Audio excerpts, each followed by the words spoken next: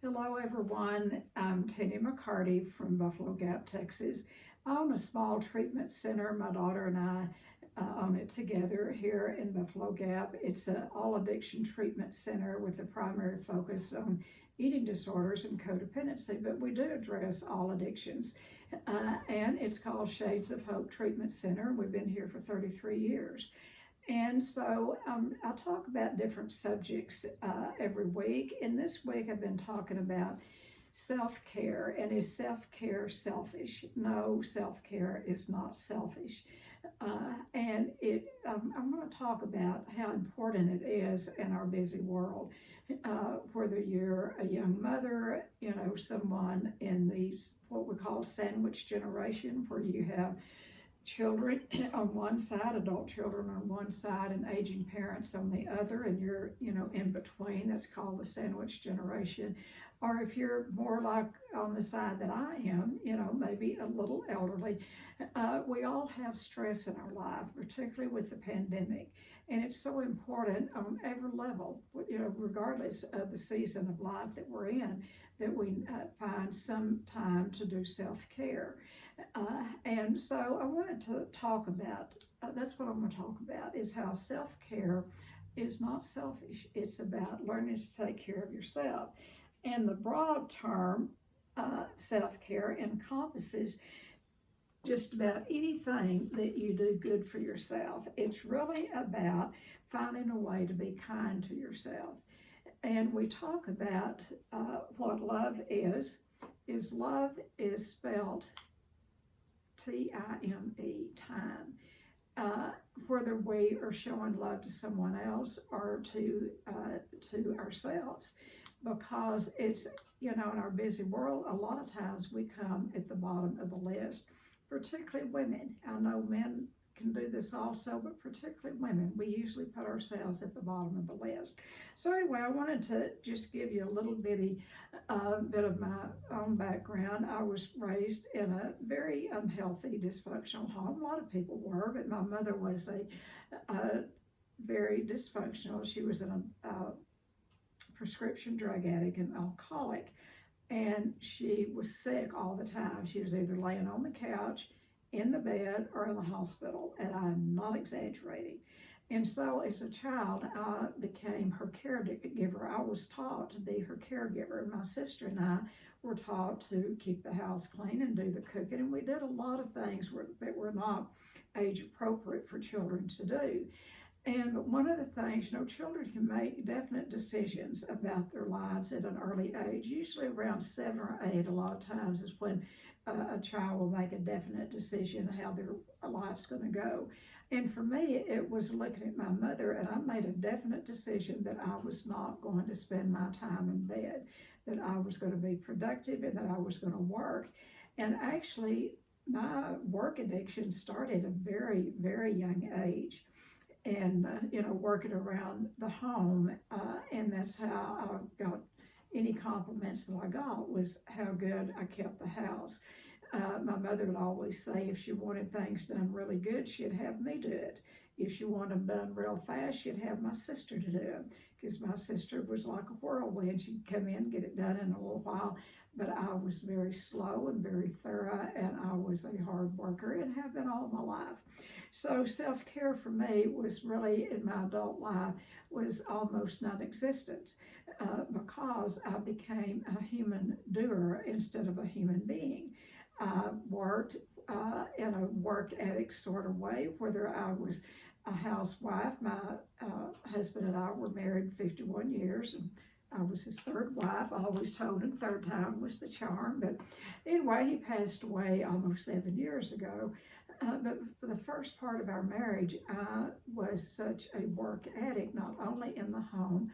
We combined 2 families. We had a blended family of 7 children, and but what made it so hard to live up to my standards. It was hard for me to live up to my standards, let alone the children and my husband. And my standards were the house had to be spotless at all times, as if I was expecting someone to come by and inspect the house. The yard had to look good. The cars had to be washed. It was the kids had to look good. I had to look good, although had a very much an eating disorder from a very young age. It ate myself up to 287 pounds. But I had a woman that I worked for when I was about 15. At that time, I weighed about 200, 230.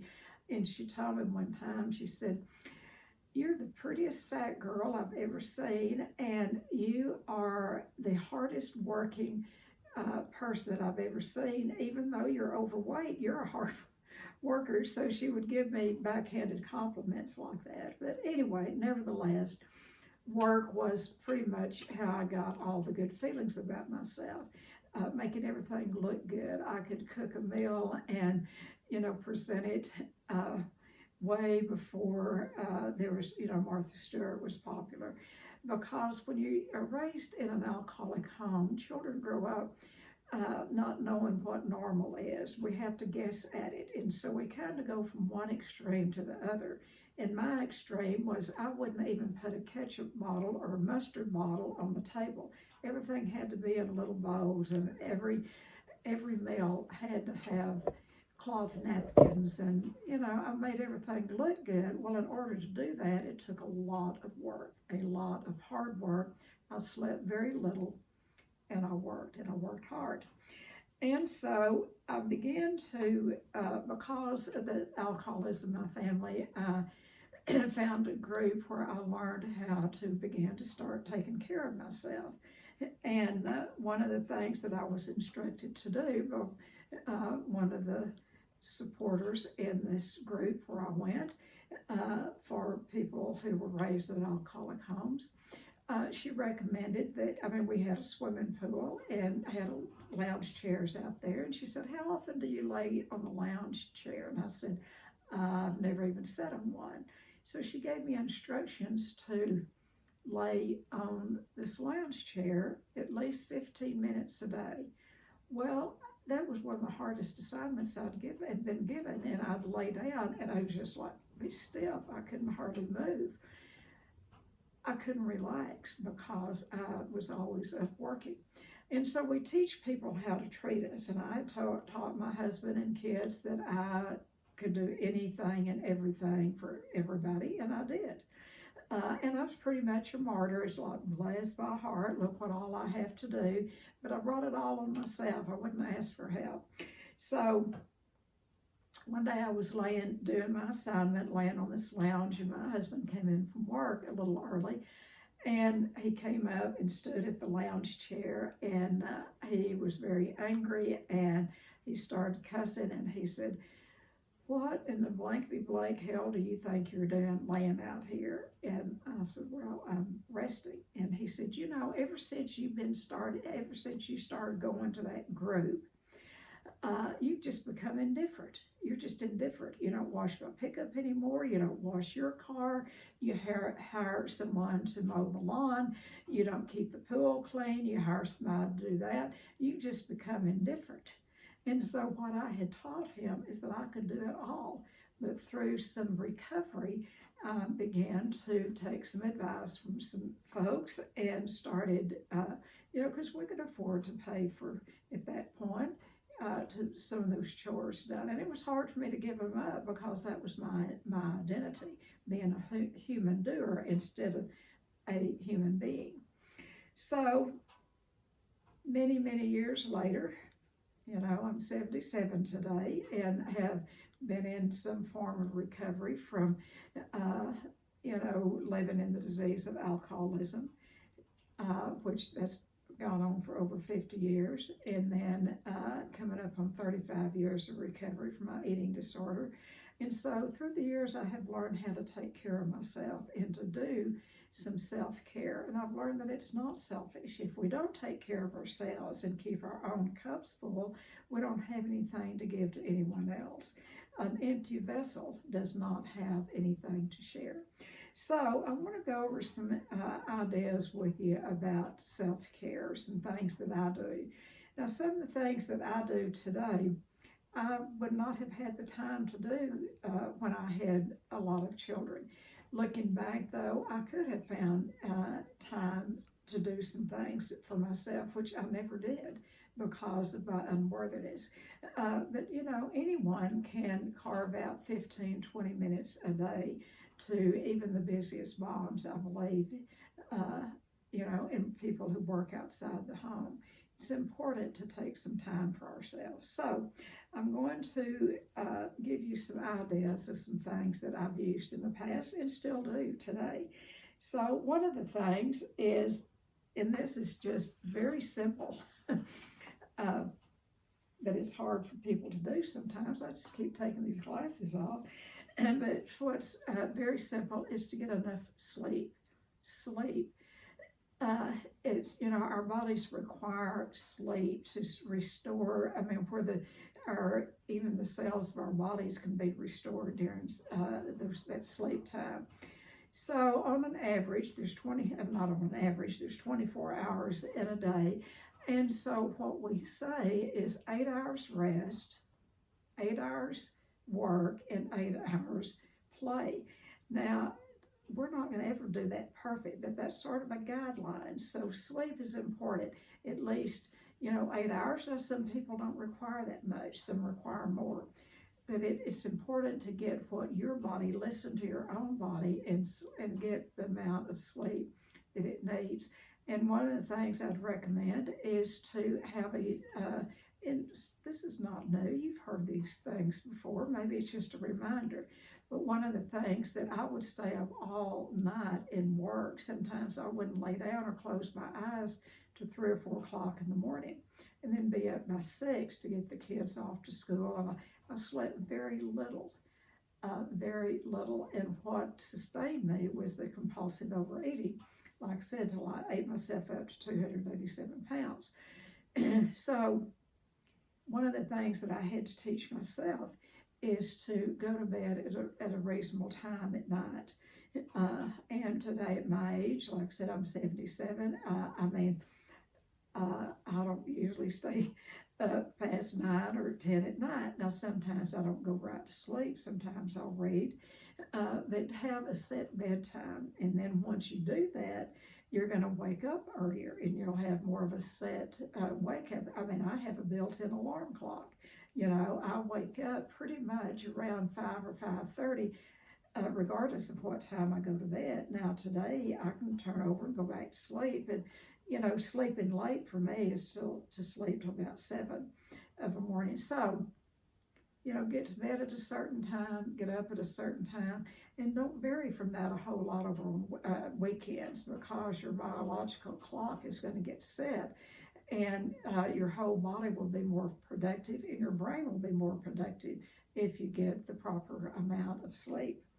And another thing is eat right. It doesn't take a rocket scientist to figure out, it's like a computer. Our bodies are garbage in, garbage out. Put a lot of garbage in your body, that's what you're going to get out of it. Our brain needs fuel to function, and it doesn't function real well on, high sweets, high carbs, the junk food, all of the things that's the quick food. But actually, you can cook a wholesome meal quicker a lot of times than you can fix, something that is a quick fix. So it's about loving yourself enough to feed yourself appropriately. 3 balanced meals a day, maybe a snack at night. And if you have a weight problem, then it's more important to really look at your food and eat the 3 balanced meals a day. And then, in between those meals, live your life. When you have an eating disorder or you're an overeater, your focus, you have that mental obsession that when we're not eating, we're thinking about the food. And so it takes up a good part of our brain and takes up a good part of our life. So if you do have an eating disorder, you might want to call Shades, and that's primarily what we treat here, but I keep saying we treat all addictions, but we do treat eating disorders, so keep that in mind. And then another thing, it's just common sense to get exercise, good, healthy exercise. And, you don't have to spend a lot of money. You don't have to go to the gym. You don't have to go into town. You don't have to do all that to exercise.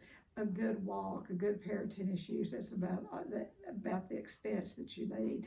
And it doesn't have to even be an expensive pair of tennis shoes, just something that has a, good understanding and that are comfortable.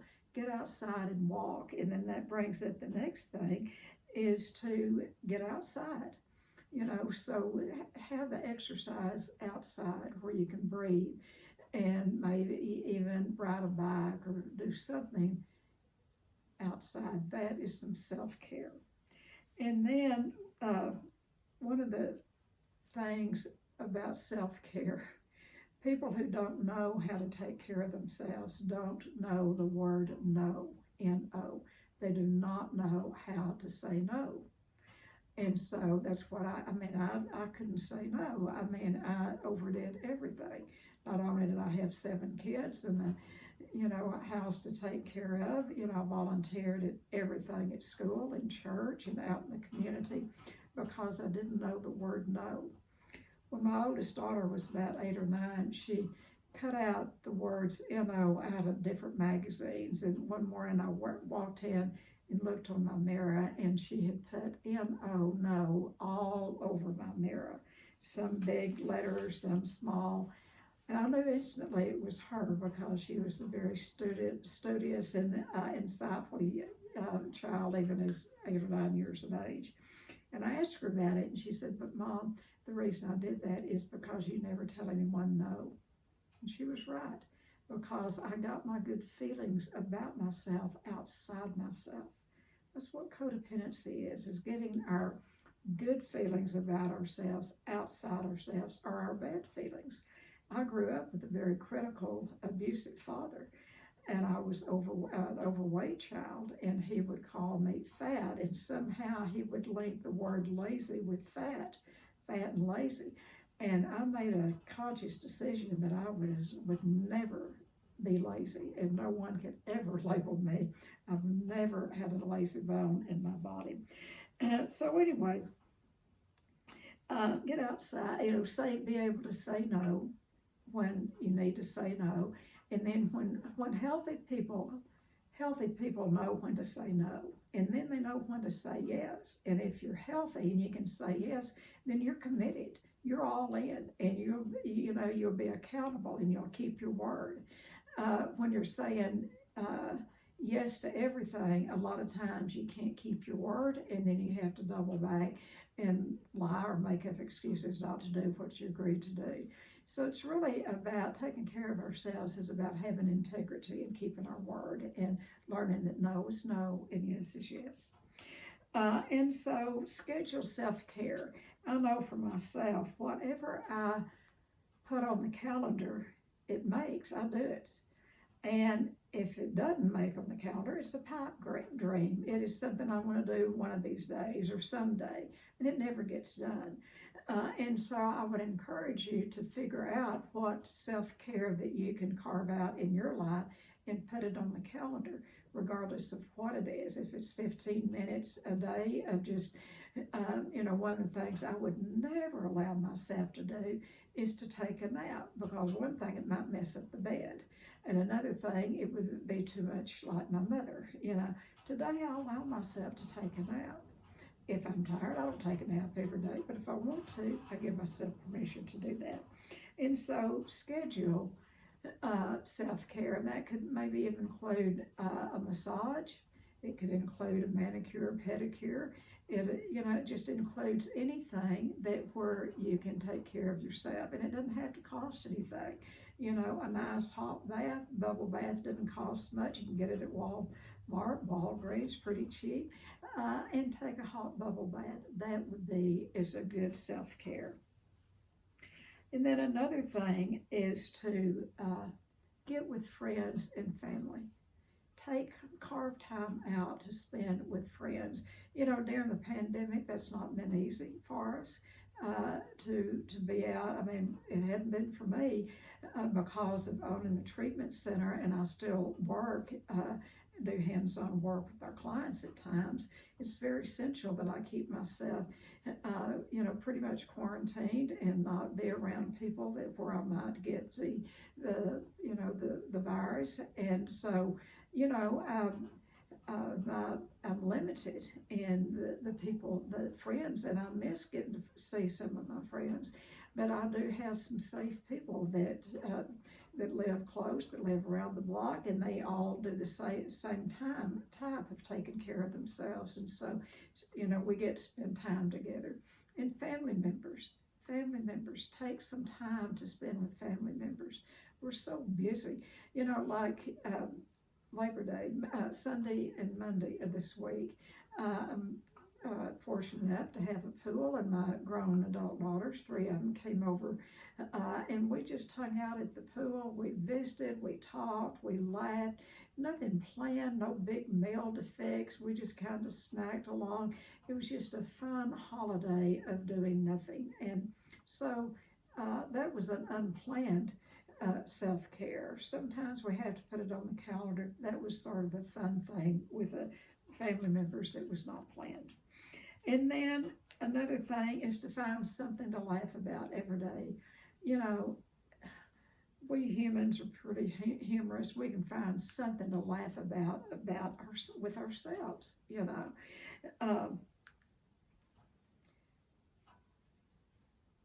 On the 7th, Monday, was my beloved Mr. Mack, my husband. We were married 51 years. But on the 7th was our 58th wedding anniversary. And so my little friend and partner in crime together, she's one of my best friends, and I'm twice her age, but I don't guess age is just a figure. But anyway, we have a lot of fun together. And so I packed a picnic lunch yesterday. We couldn't do it on the 7th, so we did it yesterday. And we went out to the cemetery. My husband's buried in a little country cemetery. We planted a tree. There's a big shade tree with grass underneath and all. And so we spread a quilt out, and we had a good time just having a little simple picnic. And my husband was a big joker, and he would have been there just picking at us for coming to the cemetery to see him. And we just joked and laughed about what he would be saying if he was out there with us. He'd be picking at us and teasing us. And so it's just good to find something to laugh about every day, like I said, even if it's yourself. And I had a pair of jeans. It's been real hot here in Texas, West Texas. But since I was going on a picnic and my little friend was videoing it for something that we're going to use later, I had on this pair of jeans. And actually they were slim cut. They were kind of tight on at the legs, but they were too big around the waist. And I hadn't worn a belt.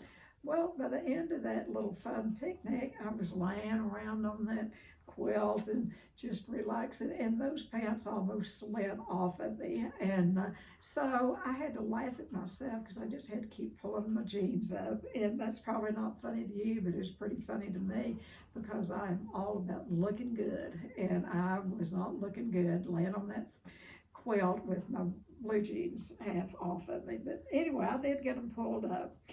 So one of the things that I like to talk about is get out of ourselves and, get out of ourselves. And, it's a kind of a double bind thing, or it's a paradox. To get out of ourselves long enough, get out of our hard work, get out of everything that we think we're supposed to be doing. Get out of that and just spend a little time by ourselves. A person all wrapped up in themselves makes a poor package. If you've got a job, that you think you're all of that and something else, if they can't run that business without you, you might fool them and take an afternoon off or take an hour off, leave an hour early. Do things to take care of yourself. And then you'll have more time to give to someone else. So one of the things I want to give you a little suggestion, denial is don't even know I'm lying. And, we can lie to ourselves about a lot of things. You may be listening to me and saying, well, I do a lot of self-care. I have a lot of time to take care of myself. And I would just like to challenge you for a week.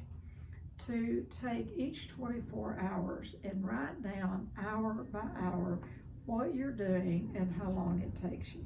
Particularly if you think you don't have time for self-care.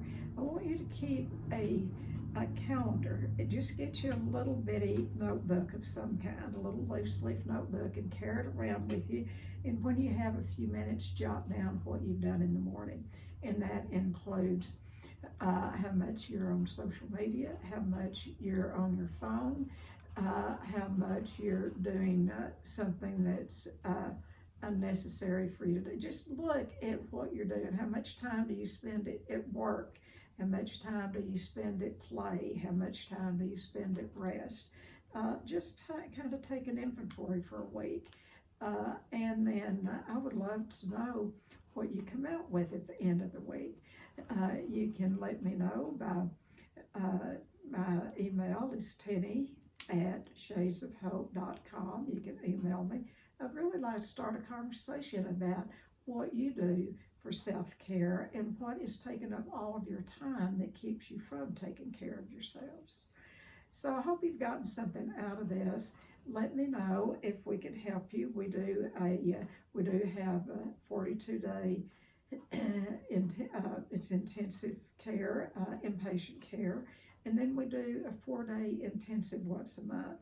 And that's really would help people that are overdoers or codependents, or if you're working with have any form of addiction that you're maybe in the early stages or middle stages. But give us a call if we can help. I also do some phone sessions on Thursday, and I've got a couple of places open if anybody has any desire to do some phone sessions. They are 30 minutes. You can call the center at 325-572-3843. 325-572-3843. Have a great day and take care of yourselves. Thank you.